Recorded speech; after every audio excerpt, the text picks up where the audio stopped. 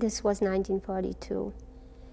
And in I don't know if it was a year later or whatever.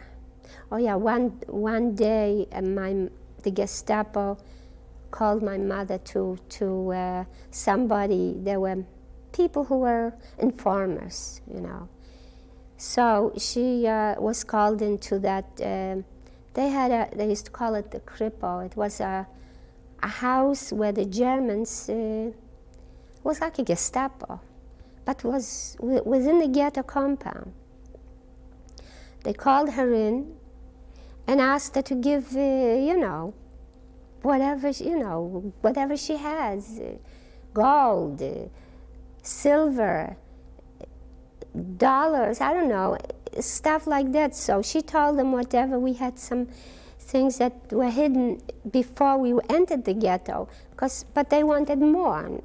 They used to beat her every day with a rubber, what do you call it? Club. Truncheon is what they call it. A club, something. Yes. And you know, and at night she used to sleep in a basement. There were rats and stuff like that.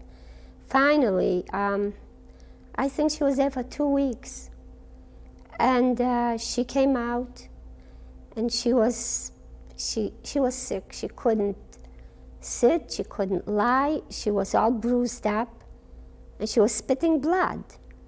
And she was so scared of the Germans that whenever she heard a German on the street somewhere, she was so frightened. She hid. It was a terrible thing to go through. And then one day she went to get some medicine for me because I was weak and I needed some calcium, and they used to have, you had to get up real early and get it at a certain place and stand in line. While she was on the street, they grabbed people from the street, and my mother was among them, and we didn't even know until later on because I worked. And when I came back from work, I didn't know what happened. Somehow we found out, and they were taking them to a place also in the ghetto. I don't remember what street. All I know is people were there, but somehow my aunt, she knew a lot of important people, so she got her out, and she came back. These incidents were full of, you know, we went through so much. We were frightened, and the trauma was so great, you know.